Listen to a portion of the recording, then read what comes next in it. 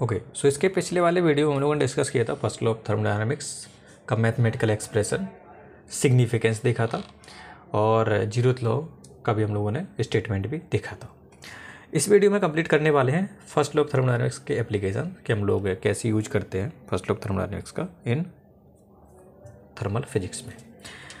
तो सबसे पहले हम लोग बात करते हैं कि भाई फर्स्ट लॉ ऑफ थर्मोडायनामिक्स का जो आपका D Q equal to D U plus D W है, इसका जो आपका पहला एप्लीकेशन है वो है हमारा इक्वेशन फाइंड आउट करना, या फिर कह सकते हैं equation of state find out करना फॉर डिफरेंट प्रोसेस के लिए। तो इक्वेशन ऑफ स्टेट हम लोग जैसे हम लोगों ने पढ़ा था कि आइडियल गैस के लिए P V equal to N R T लिखते थे, है ना। ये हम लोग कैसे फाइंड आउट करते थे, ये किस प्रोसेस के लिए है, ये सारी चीज़ें हम लोगों ने पहले कभी देखी थी। अब लोग यहाँ पे हम लोग ड्राइव करेंगे by using first law of thermodynamics. तो सबसे पहली प्रोसेस हम लोग रखते हैं एडियाबैटिक प्रोसेस। एडियाबैटिक प्रोसेस में जो इक्वेशन ऑफ स्टेट है वो हम लोग फाइंड आउट करेंगे with the help of first law of thermodynamics. तो जब एडियाबैटिक प्रोसेस की बात करते हैं तो यहाँ पे हम लोग एज्यूम कर लेते हैं कि हमारा जो सिस्टम है वो आइडियल गैस है, ठीक है। आइडियल गैस के लिए हम लोग बात कर रहे हैं यहाँ पे। ओके, सो अगर एडियाबैटिक प्रोसेस है तो हमको पता है कि सिस्टम से सराउंडिंग में हीट ट्रांसफर हमारा कितना होगा, जीरो होगा। तो D Q equal to zero, ये तो हमारी फर्स्ट कंडीशन है ही जब एडियाबैटिक प्रोसेस की बात करेंगे। तो अगर हीट ट्रांसफर अगर जीरो है तो according to first law of thermodynamics तो हम लोग लिख सकते हैं कि D U plus D W equal to zero होगा, ठीक है। और जब आइडियल गैस की बात कर ही रहे हैं हम लोग, तो मैंने आपको बताया था कि जो वर्क डन है, या फिर कह सकते हो कि हाइड्रोस्टैटिक प्रोसेस के लिए जो वर्क डन हम लोग लिखते थे वो क्या लिखते थे, simply T W equal to P into D V. जब भी वॉल्यूम चेंज हो रहा तो हम लोग बात करते हैं हाइड्रोस्टैटिक प्रोसेस की, और वहाँ पर वर्क डन हम लोगों ने कुछ इस तरीके से डिफाइन किया था। तो अगर मैं डी डब्ल्यू की जगह पी डी वी लिखता हूँ तो हमारा ये कुछ इस तरीके से कन्वर्ट हो जाता है। नाउ अगर मैं डी यू की बात करता हूँ, जो चेंज इन इंटरनल एनर्जी है आपका, तो अगर इसकी बात करता हूँ और मेरे को पता है कि आइडियल गैस हमारा सिस्टम है, तो 4 n moles of ideal gas हमारा कह सकते हो कि जो डी यू की वैल्यू है वो हमारी 4 n मोल्स के लिए डिफाइन कर देते कुछ इस तरीके से, ठीक है। तो डी यू इक्वल टू होता था N C V D T, और जहाँ पर हमारा अब यहाँ पे मोल्स के लिए डिफाइन किया तो मैंने आपको बताया था कि सी बी क्या कहलाएगा, हमारा molar heat capacity at constant volume B.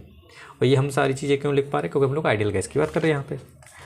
तो मैंने डी यू की जगह लिख दिया N C B D T T, और डी डब्ल्यू की जगह P D V equal to zero. तो यहाँ से हम लोग देख सकते हैं N C B D T equal to हो गया minus P into D V. अगर मैं दोनों side N R D T terms को ऐड करता हूँ, ठीक है, दोनों तरफ मैं ऐड करता हूँ तो कोई दिक्कत होने वाली बात नहीं, मैंने दोनों को ऐड कर दिया दोनों साइड। अब यहाँ से आप लोग एक चीज़ देख सकते हो क्या, कि फॉर आइडियल गैस के लिए मैं फिर से बता रहा हूँ, सिस्टम लोगों ने आइडियल गैस लिखा था। फॉर आइडियल गैस हम लोग मेयर्स फॉर्मूला लिखते थे C P minus C B equal to R. C P minus C B equal to R है, तो मैं आर की जगह क्या लिखता हूँ, C P minus C B. Got it. सारी चीज़ें एक साइड रखता हूँ बिल्कुल जैसा हम लोगों ने पहले लिखा था, ठीक है। तो N C B D T आ गया, यहाँ पे एन आ गया, आर की जगह C P minus C B into D T equal to minus P D B plus N R D T, ठीक है। ओके, सो यहाँ से आप लोग देख सकते हो कि अगर मैं इसको ब्रैकेट को ओपन करता हूँ तो सी बी वाला टर्म कैंसिल हो जाता है, तो सिर्फ बचता क्या है, N C P D T equal to minus P D B plus N R D T, ठीक है। अब आपको करना क्या है कि जो आइडियल गैस है हमारा, आइडियल गैस के लिए इक्वेशन पे स्टेट हमको पहले से पता है P V equal to N R T, और यहाँ से अगर मैं चेंज देखना चाहूँ तो मैं लिख सकता हूँ P D B plus P D P equal to N R D T, और यहाँ से V D P equal to हो जाएगा minus P D B plus N R T. तो आप लोग देख सकते हो कि इस क्वांटिटी की जगह हम लोग बी डी पी लिख सकते हैं, तो यहाँ से भी हम लोगों ने रिप्लेस कर दिया इसको कुछ इस तरीके से।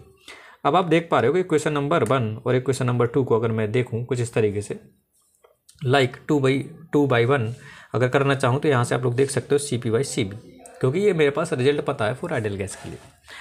तो यहाँ से जब मैं दूसरे इक्वेशन को मतलब डिवाइड करता हूँ बाई 1 से, तो C P by C B equal to हो जाएगा आपका वी, ये माइनस ये वाला माइनस आपका यहाँ पे आ जाएगा minus B D P equal divided by P D P. अब आपको पता है, ये मैंने आपको बताया था फॉर आइडियल गैस के लिए, है ना। तो C P by C B equal to हो जाएगा गामा, यहाँ पे गामा पुट कर दिया यहाँ से, ठीक है। नाउ हम लोग वेरिएबल सेपरेशन वाला मेथड लगाएंगे और सॉल्व करेंगे इस डिफरेंशियल इक्वेशन को। तो जब सॉल्व किया तो p को एक साइड किया और b को एक साइड किया और इंटीग्रेट कर दिया, तो आप लोग देख सकते हो 1/x का आपका इंटीग्रेशन आ जाएगा ln x, तो यहाँ पे आ जाएगा p है तो यहाँ पे b है, तो ln p और ln b आ जाएगा, ठीक है। और इंटीग्रेटर कांस्टेंट मैंने डिफाइन कर लिया ln a। अब यहाँ से आप लोग देख सकते हो कि आपके पास जो इक्वेशन ऑफ स्टेट निकलती है फॉर एडियाबैटिक प्रोसेस के लिए, वो निकलती है पी वी की power gamma equal to constant, ठीक है। यही हमको रिक्वायरमेंट था। तो इस तरीके से हम लोग फर्स्ट लॉ ऑफ थर्मोडायनामिक्स का यूज करके एडियाबैटिक प्रोसेस के लिए इक्वेशन ऑफ स्टेट आराम से फाइंड आउट कर सकते हैं, ठीक है। तो ये तो हमारी बात हो गई फॉर एडियाबैटिक प्रोसेस के इक्वेशन ऑफ स्टेट की।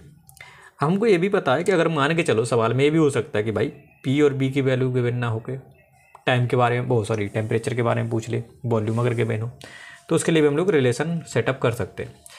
अब हम लोग डिफाइन कर चुके थे फॉर आइडियल गैस के लिए equation of state P equal to NRT, तो यहाँ से पी की वैल्यू हो जाएगी एनआरटी बाई बी। और जब मैं रिप्लेस करता हूँ तो मेरे पास एक और इक्वेशन ऑफ स्टेट निकल के आती है in terms of temperature and volume for adiabatic process, वो है हमारे टी वी की power gamma minus 1 equal to constant. तो ये आपकी इक्वेशन ऑफ स्टेट है फॉर एडियाबैटिक प्रोसेस के लिए, ठीक है। तो इस तरीके से हम लोग डिफाइन कर सकते हैं एडियाबैटिक प्रोसेस के लिए इक्वेशन ऑफ स्टेट।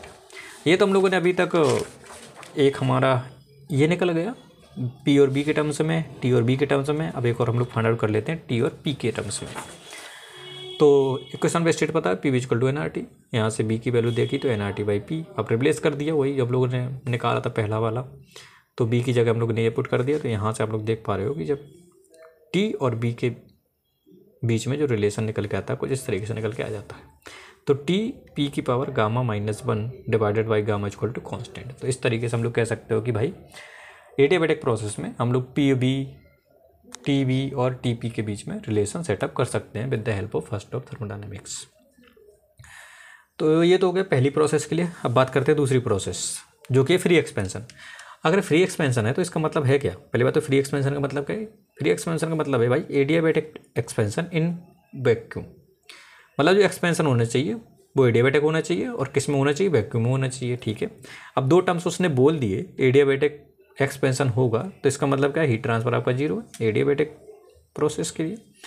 और जब वैक्यूम में अगर आपका हो रहा है एक्सपेंशन तो इसके मतलब क्या है? प्रेशर आपका जीरो है, तो इसलिए पीडीवी की वैल्यू भी जीरो है। अगर मैं फर्स्ट लॉ ऑफ थर्मोडायनामिक्स की बात करूँ तो कुछ इस तरीके से डिफाइन करते थे D Q equal to D U plus P D B. Adiabatic expansion है इसलिए जीरो हो जाएगा दोनों तरफ। तो यहाँ से डी यू की वैल्यू कितनी आ जाएगी? जीरो हो गई है ना। पी डी बी की वैल्यू जीरो तो डी यू की वैल्यू भी जीरो हो जाएगी। अगर डी यू वैल्यू जीरो है तो large change of internal energy भी जीरो हो जाएगा। और अगर change in internal energy zero, इसका मतलब क्या है? इंटरनल एनर्जी कांस्टेंट है। तो याद रखिएगा कि जब भी फ्री एक्सपेंशन की बात होगी तो वहाँ पर एनर्जी कांस्टेंट होगी या फिर चेंज इन इंटरनल एनर्जी की वैल्यू कितनी होगी? जीरो होगी, ठीक है। तो ये हम लोगों ने अभी तक देख लिया है, कह सकते हो कि फ्री एक्सपेंशन की बात। और इसी पे बेस हम लोग एक न्यूमेरिकल कर लेते हैं ताकि हमारा थोड़ा कॉन्सेप्ट और भी ज़्यादा डेवलप हो जाए। देन इसके बाद नेक्स्ट प्रोसेस की बात करेंगे।